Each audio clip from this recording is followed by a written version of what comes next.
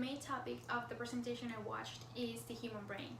The name of the presenter is Susana Herculano Hussel, who is a Brazilian neuroscientist best known for developing a technique to count the total number of neurons in the human brain.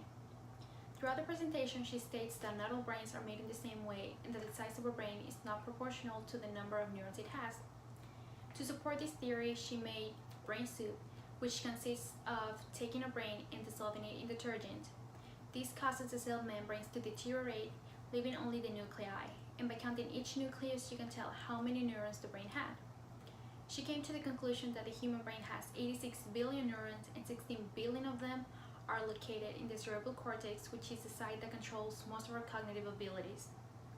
The presenter chose to talk about this topic because over the years we have been introduced to a variety of inaccurate theories that were believed to be true. But in the presentation, she presents all the information that she gathered during her research to disprove those theories.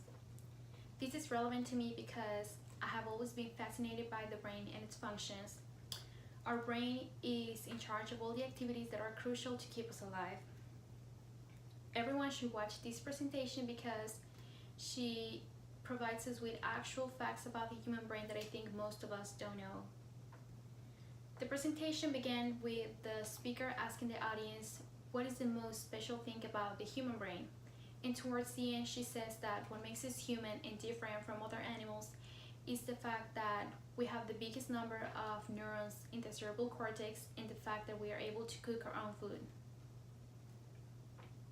The audience was concentrated in the presentation and the speaker knew how to keep their interest in the topic by adding humor to it. I liked the way she organized and the way she presented the information. The visual aids were very helpful. I could understand what she was saying better just by looking at the images. The presenter's clothing was not distracting, but I personally think she could have dressed more professional.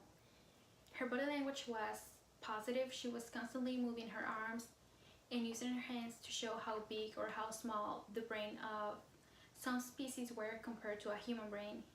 And her facial gestures indicated deep concentration and knowledge on the topic she was talking about and the message she was trying to communicate to the audience. The speaker was constantly interacting with the audience and the spectators were engaged in the discussion because they would constantly nod at what she was saying. And I enjoyed watching this presentation and listening to it, and I hope you take the time to watch it too. Thank you.